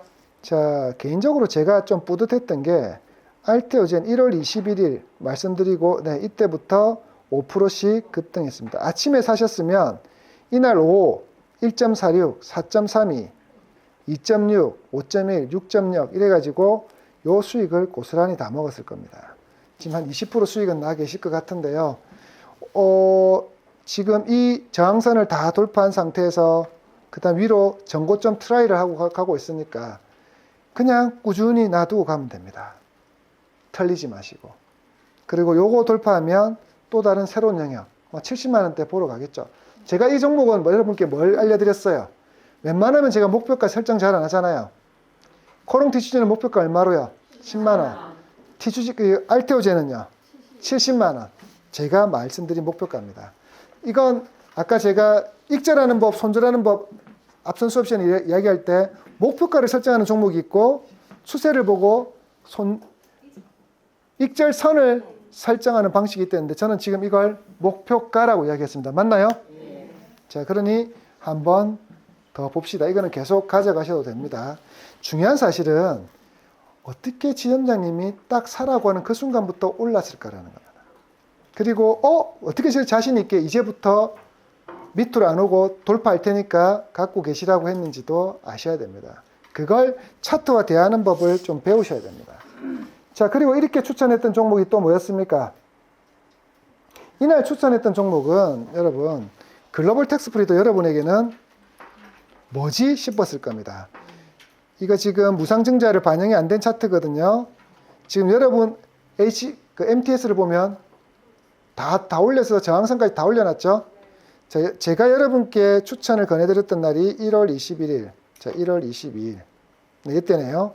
이날 추천을 드린 거예요. 그리고 장대 양봉 나올 때 기분 너무 좋으셨죠? 네. 네, 그리고 다 돌파시킨 거예요. 지금 이제 이거 추세를 새로 만들고 가니까요. 게다가 조금 있으면 경영권 분쟁 이야기도 나올 겁니다. 지금 VIP 투자자문이 이걸 계속 매수합니다. 10% 이미 넘었는데도 야금야금 모으고 있으니까 조만간 어떤 이야기가 나오는지 지켜봅시다. 실적은 좋고 경영권 분쟁까지 너무나 좋은 기업입니다. 그리고 계속 말씀드리지만 거리에 외국인이 흘러 넘치고 올리브영에 외국인이 가득 차 있으면 글로벌 텍스 프리를 꼭 기억해 두십시오. 올리브영 매출의 몇 프로를 먹는다고요? 3%요. 올리브영이 장사 잘 되면 얘는 그냥 자판기 하나 설치해 놓고 그냥 사람도 없어. 자판기 설치해 놓고 3%씩 먹는 거예요. 자, 비보전. 이건 너무나 아름다운 차트입니다. 하나, 둘, 셋, 넷, 다섯, 여섯, 일곱 개. 성을 쌓고 있습니다. 성을. 이건 개인이 못합니다. 이 종목에 있는 세력들이 하는 짓입니다.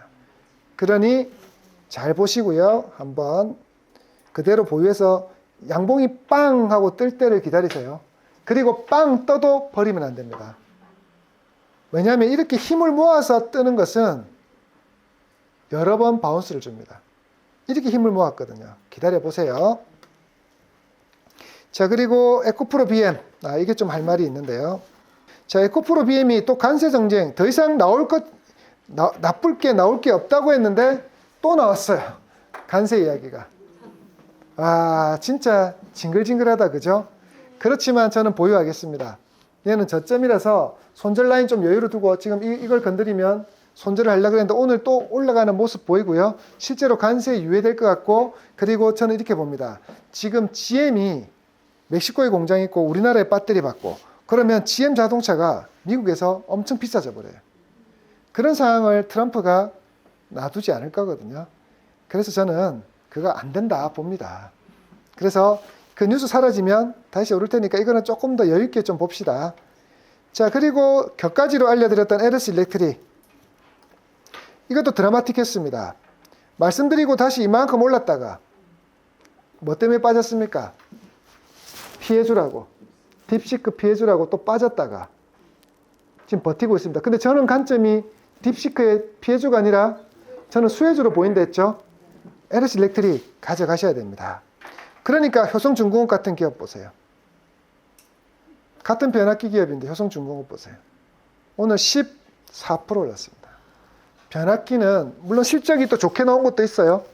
변압기는 여전히 좋습니다. 특히나 현대일렉트릭하고 달라요. 얘들은 아직까지 수주할 수 있는 캐파가 있어요. 그리고 LS 일렉트릭이 이제서야 미국에서 주문받기 시작했고요. 그리고 테슬라한테, 그러니까 뭐 일론 머스크한테 주문받기 시작했고 이런 거니까 이거 조금 길게 보셔도 되고요. 그리고 결국 어디까지 간다? 이까지 열어두세요. 변압기 관련기 중에서 유일하게 못 오르고 있는 기업이에요. 그렇죠. 하나오션 그렇게 생각하시면 됩니다. 다른 조선주 다 갈 때 힘 모았다가 나중에 빵 터지는 거죠. 자, 하나오션이라니까 하나오션을 쳤다. 하나엔진. 제가 완성 조선주는 버리더라도 부품주를 한번 관심 가져보라 했죠. 그 중에 추천한 게 하나엔진입니다. 조정받았다가 다시 또 올려놓고 가고 있습니다. 일단 그대로 보유합니다. 됐나요? 네. 자, 그런데 이제 그 다음 여러분이 이제 기대하는 건 뭡니까? 이번 주 추천주잖아요. 근데 사실 이번 주 추천주는 없었어요. 냉정히 말해서 이번 주는 추천하고 싶은 종목이 안 보였어요.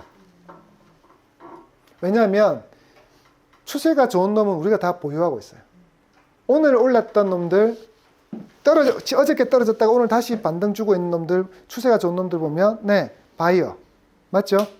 그리고 로봇, 그리고 오후 늦게 다시 조선주가 뜨기 시작했는데 그거 다 우리가 갖고 있거나 투자했던 종목이잖아요. 그런 종목들이라서 뭐 새롭게 추천할 종목이 없어요. 그래서 이렇게 생각했어요. 지금이라도 또 추천할 만한 종목이 뭘까? 자, 아직 자리를 잘 지키고 있는 하이브나 아모레퍼시픽 정도로 해야 될까? 근데 하이브를 하려고 하니까 뭐가 되냐면 위에 지금 저항이 있어요. 저항 매물대가. 그래서 지금 이 가격에 추천하면 또 눌림 받을 수도 있겠는데 이 생각도 들어요.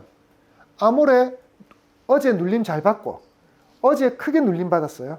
그리고 지금 오늘 다시 올려놔서 차트만 보면 와, 아모레 차트는 차트의 정석이에요.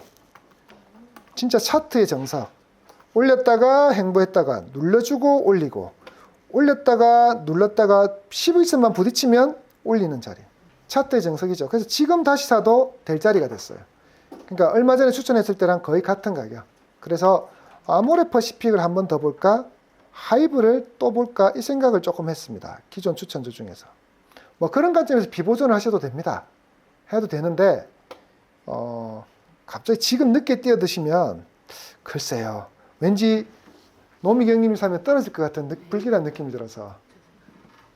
자, 그 다음 추천하고 싶은 건 이겁니다. 근데 여기서 중요한 사실, 제가 이번 주에 추천하고 싶다 안 했다? 별로 이번 주에는 추천하고 싶은 종목이 안 보였다. 왜? 보르노이가 보이긴 하는데요. 여러분 이미 바이오주를 많이 갖고 있어요. 그래서 추천을 못 하겠더라고요. 보르노이가 알보리 삼총사 중에서 드디어 여러분 차트 너무 완벽한 차트잖아요. 수렴하고 나서 뭐 하는 거예요? 이 수렴을 하고 나서 발산, 우리가 제일 좋아하는 차트잖아요.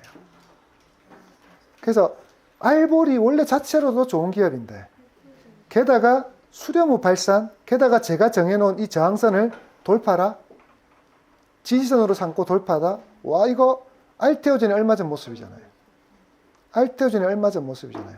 그래서 보르노이 추천하고 싶고 수급도 좋아요. 수급도 너무 좋아요. 기관 외국인 다 사요. 이거 보르노이 이만큼 할 때 이렇게 샀는데도 보르노이는 그동안 안 올랐다가 오늘 올랐거든요. 알테 한번 볼래요? 똑같아요 지금. 자, 그래서 오늘 와 미쳤구나 알테오젠. 도대체 20만 주면 돈이 얼마인 줄 아세요? 와 4천억을 샀어요. 자, 그래서 보르노이도 하고 싶어요. 그 이런 거예요. 여러분의 포트에 바이오주가 너무 적다. 그런 분은 보르노이 추천할게요. 보르노이. 근데 이미 바이오주를 갖고 있다. 이거는 왜 추천 안 하냐면 알테 밀리면 보르노이 밀리면 알테도 밀려요. 그러니까 여러분 같이 밀리니까 포트의 분산을 위해서는 또 바이오주를 너무 많이 싣지 말라는 거예요. 그러니까 지금 바이오주를 많이 갖고 있는 분, 특히 알테오젠 갖고 있는 분은 노미랬다. 알테오젠 갖고 있는 분들은 보르노이 하면 안 돼요. 둘이가 같이 움직여요. 둘이가 같이 움직여요. 차라리 그럴 바에는 뭐 사라? 알테를 더 사야 돼요. 그러니 알테를 갖고 있는 분은 보르노이 하면 안 되고요. 뭐 없는 분은 알테가 없다. 그러면 보르노이 추천해 드릴게요. 그래서 오늘 이번 주 종목은 조금 애매하죠.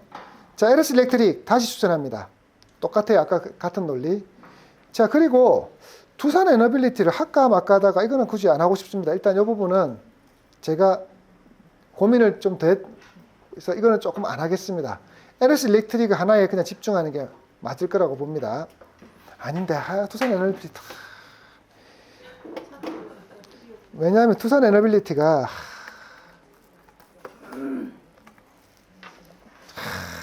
애매하거든요, 지금.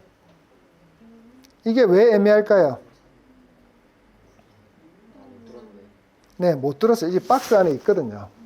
그래서 다음 주까지 보고 제가 생각하는 부분에서 조금 더 돌파가 보이면 그때 이야기할게요. 됐나요? 네. 자, 그러면 이번 주에 공식 추천 종목은 어떻게 됩니까? 하이브, 아모레퍼시픽, 보르노이, LS 일렉트릭. 새로운 놈은 보르노이 하나죠. 자, 그 다음에 또 하나 새로운 종목은 OE솔루션입니다. 원래는 스타게이트 이야기를 좀 해야 되거든요. 스타게이트를 이야기하면 통신기기 관련주가 스타게이트 수혜주입니다. 근데 이건 다음 시간에 이야기하기로 하고요. 그래서 그런 관점에서 추천하는 게 OE솔루션입니다. OE솔루션이 5G 장비 회사입니다. 자, 이때 보면 최고가가 2020년대입니다. 2020년대 이때 뭐냐면 우리나라 5G 처음 도입돼 가지고 5G 광고 엄청 했을 때죠. 그러니까 우리나라 요금제도 엄청나게 비싼 거 쓰고 이럴 때인데 이때 미친듯이 가격 올랐다가 그 후로 5G 통신 장비, 그 네트워크를 설치를 많이 안 했어요. 그 지금 여러분이 쓰고 있는 게 5G가 아니라 그러죠. 요금은 5G 내는데 실제로는 여러분 LTE 속도예요. 우리나라가 그때 5G 돈 투자를 안 해가지고 그러면 주가가 다 빠졌습니다. 자, 그런데 이제 AI 인프라가 형성되려면 5G 통신 네트워크가 필수랍니다. AI끼리 서로 통신을 해야 되니까. 그래서 미국에서도 지금 이제 5G, 미국은 아직까지 5G가 안 돼 있었거든요. 이제 드디어 5G를 미국이 한답니다. 그러면서 네, 주가가 올라가고 있지. 지금 이거 일봉으로 보면 많이 오른 것 같지만 실제로 크게 오른 것도 없습니다. 자, 그래서 근데 이런 종목은 제가 추천하기 조금 버거웠던 게 뭐냐면 아픈 역사가 있어요. 5G는 된다 했다가 또 한다 했다가 안 된다 했다가 또 한다 했다가 안 된다 이런 거 해서 긴가민가한데요. 자, 사시고 손절라인 며칠선? 11선 딱 잡고 이거는 정말 버릴 각오를 하고 하셔야 됩니다. 자, 그리고 여러분 생각해야 됩니다. 앞선 첫 시간에 말씀드렸죠. 어떻게 매도할 것인가에 대해서. 자, 매도할 때는 뭘 잡아라? 수익 실현을 할 때는 목표가 또는 익절선을 설정하고, 손절을 할 때는 손절가 또는 손절선을 설정하는데, 손절가는 크게 의미가 없고 반드시 손절선을 설정하랬죠. 그러니 사고 나서 제발 매도할까 말까 고민하지 말고 어떻게 사기 전에 이거 나 며칠 선을 손절 라인으로 잡고 얼마 가격이면 팔겠다라는 사기 전에 이미 그걸 좀 제발 설정해 놓고 하라는 거예요. 그런 거 없이 사지 마라, 매수하지 마라는 겁니다. 자, 그래서 수익 실현은 목표가 익절선, 손절은 손절가 또는 손절선을 설정하는데 그게 차트에서 여러 가지 나타났었죠. 아까 보이면 경동나비는 어떤 겁니까? 손절선을 11선이면 11선, 21선, 21선 자기 나름의 선을 설정해 놨으면 이 손실을 실제로는 거의 본전에서 나왔다는 거예요. 이렇게 크게 손실을 만들지 않는다고요. 그러면 지점장님 종목을 좀 좋은 걸 알려주시죠. 여러분 10종목을 다 해서 10종목을 다 맞춘다면 그거 사기꾼이라니까요. 저는 여러분께 제게 100% 확실하다는 말을 안 합니다. 다만 그 안에서 가장 확률이 높은 것들을 추천해 드리는데, 제가 투자하는 종목, 어떨 때는 제가 투자하는 종목 말고 아닌 종목도 있습니다. 제가 이거 무슨 말이냐면 저는 이 종목 말고 다른 것들을 매수하기도 합니다. 근데 그럼 지점장님은 좋은 거 먹고 우리한테는 찌끄레기 주는데, 이게 아니고 단타 대응을 해야 될 종목과 이렇게 여러분이 추천해서 일주일, 2주일 볼 수 있는 종목은 다르다는 거예요, 성향이. 자, 정말 이 종목은 그나마 안정적인 흐름이라고 추천을 드렸는데 실적인 미스가 나버렸어요. 그럼 이때는 그냥 바로 버리는 거예요. 그러니 여러분, 그러면 지점장님하고 수업할 때까지 기다려야지, 그러면 안 돼. 이건 스스로가 선을 설정하랬잖아요. 아까 제가 오이솔루션은 며칠선? 11선 또는 11선 맞죠? 네. 그 선을 벗어나면 여러분 알아서 버리셔야 돼요. 그리고 추가 매수를 차라리 해도 돼요. 예를 들어 경동나비엔을 빨리 매도했다면 지금 이 선에서 121선에서 한번 사볼까? 할 수 있잖아요. 10만 원대 버리고 지금 얼마에 사는 거예요? 8만 원에 사는 거예요. 근데 그걸 왜 계속 그냥 방치해서 가지고 있냐는 거예요. 손절 라인을 잘 잡아라. 그리고 매수할 때 이미 그걸 결정하라는 뜻이에요. 맞나요? 네. 자, 하나인진 보세요. 21선을 안 찍잖아요. 그럼 손절 라인 안 왔잖아. 그리고 위태위태하게 가면서 위로 올려놓잖아. 이런 것들은 이렇게 자기가 손절 라인 있으면 그것만 지키면 불안하지가 않아요. 아니 뭐 걱정해. 손절은 짧게 잡았고 수익은 크게 볼 건데 뭐 걱정돼요. 자기의 라인을 설정해 놓는 거예요. 자, 그런데 이렇게 말하면 지점장님 제 MTS는 11선이 없는데요. 자, 11선 없으면 만드셔야 돼요. 11선은 보통 MTS는 그냥 5일선, 5일선 20, 60, 121선 기본 설정되어 있습니다. 자기가 필요하면 자기가 원하는 선은 자기가 만들어야 되거든요. 저는 그래서 11선이 저한테는 중요해서 이렇게 11선을 설정했는데 그건 좀 이따가 쉬는 시간 마치고 나서 하도록 하고요. 자, 그래서 제가 드리고 싶은 부분이 이겁니다. 제발 수익은 크게 가져가자. 그러기 위해서는 익절선을 설정하자. 그리고 제발 손실은 짧게 가자. 그리고 손절선을 설정하자는 거예요. 그래서 여러분 종목 좋은 거 알려주면 뭐합니까? 자꾸만 본전되면 팔고 조금만 오르면 팔고 그리고 떨어지면 안 팔고 그러면 계좌에 계속 마이너스 돼가지고 저한테 야 김종배 시장님 말 듣고 내가 다 샀는데 다 막 엉망이다 엉망 이런 말을 하시면 안 된다는 거예요. 손절할 거는 그리고 또 정말 희한한 게 이렇습니다. 저는 종목 몇 개를 알려주잖아요. 꼭 뽑기를 해도 떨어지는 것만 뽑는 분이 또 있습니다. 뽑기도 좀 잘해주세요.